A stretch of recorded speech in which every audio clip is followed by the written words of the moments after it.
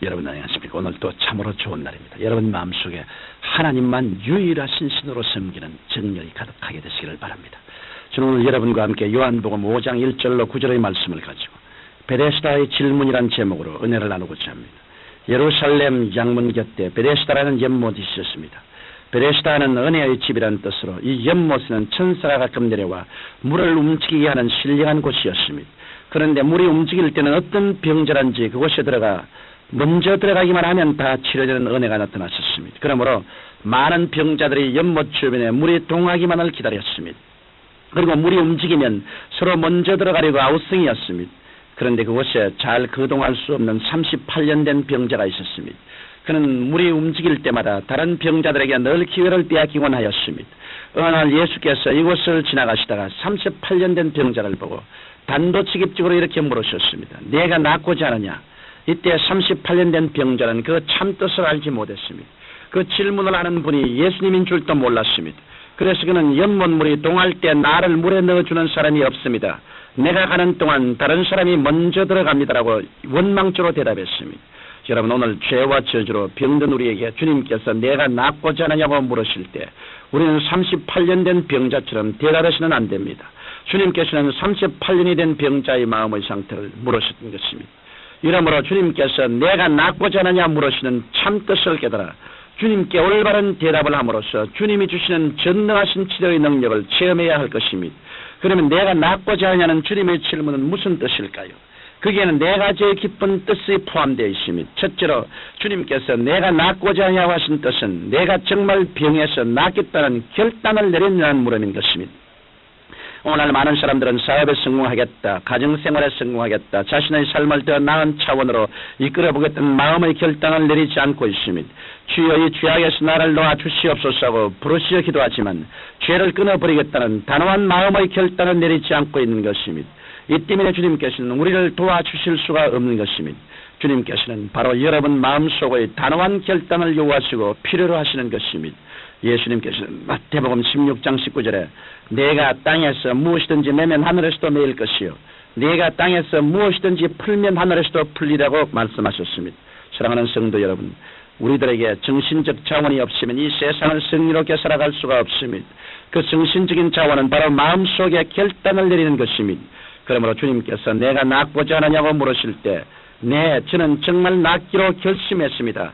그래서 남에게 구워줄지라도 꾸지 않고 머리가 되고 꼴이 되지 않으며 오늘보다 내일이 더 나은 삶을 살기로 결심했습니다라고 대답할 수 있어야 합니다. 그럴 때 주님께서 즉시로 손을 내밀어 우리를 도와주실 것입니다.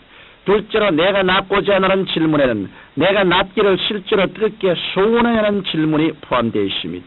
여러분 하늘나라는 여러분과 저의 소원으로 연결되어 있습니다. 우리 마음속에 뜨거운 소원이 일어나 이 소원의 파장이 하나님과 연결되지 않으면 하나님의 응답이 다가오지 않습니다. 성령님은 인간의 뜨거운 소원을 바탕으로 역사해 주시는 것입니다. 여러분 소원이 불타지 않으면 주님께서는 응답하시지 않으심을 알아야 합니다. 시편 37편 4절에 여호와를 기뻐하라 저가 내 마음의 소원을 이루어 주시라고 기록되어 있습니다. 여러분의 마음속에 소원이 불기둥같이 타오를 때야 하나님께서는 응답해 주시는 것입니다. 그러면 마음속에 뜨거운 소원이 일어나고 있는 증거가 무엇일까요?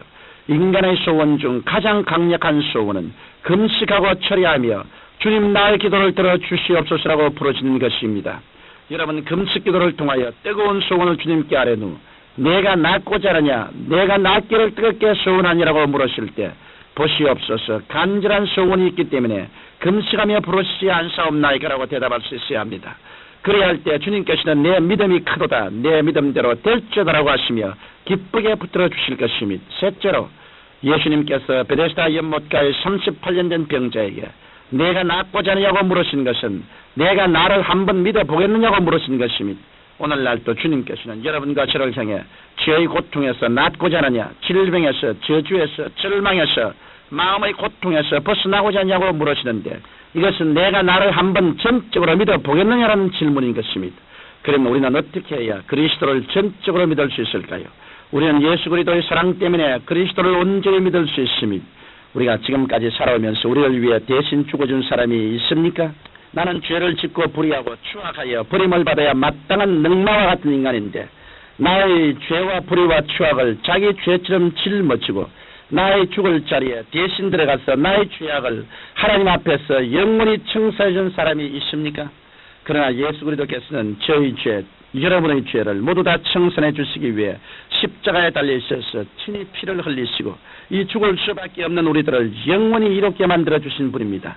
이보다 우리에게 더 큰 사랑을 주시는 이 세상에 없습니다. 이러므로 우리는 주님을 전적으로 사랑할 수 있고 온전히 믿을 수 있는 것입니다. 그러므로 이 시간 주님께서 내가 낫고자 하냐고 물으실 때, 네, 저는 주님께서 죽으심으로 저를 사랑하시는 분이시지요. 하늘과 땅의 모든 권세를 가지신 분임을 확실히 믿습니다. 주님 연약한 죄를 치료해 주시옵소서라고 담대히 매달리시기 바랍니다. 넷째로 주님께서 내가 낫고자 하느냐고 하신 질문에는 내가 끝까지 순종하겠느냐라는 물음이 포함되어 있습니다. 우리가 하나님과 동행하기 위해서는 먼저 자기의 희생이 있어야 합니다. 두 사람이 함께 의롭게 걸어가려면 한 사람은 지도자가 되고 다른 사람은 따라가야 합니다. 집안에서도 남편과 아내가 지도력 다툼을 하면 그 가정에는 기쁨이 없게 됩니다. 주님께서는 내가 명령할 때 내가 순복하겠느냐라고 물으신 까닭은 하나님께 순복하기 위해서는 우리의 고집과 아집을 깨뜨리는 희생이 따르기 때문인 것입니다. 이러므로 내가 낫고자 하느냐 주님께서 물으실 때 네, 저의 모든 고집과 아집을 깨뜨립니다. 주님의 말씀대로 순종하고자 하오니 저를 불쌍히 여기시옵소서. 이렇게 진실한 마음의 고백을 보여드려야 합니다. 그러면 주님께서 반드시 응답해 주실 것입니다. 청취자 여러분, 예수님께서 베데스다 연못가에서 38년 된 병자를 찾아오셔서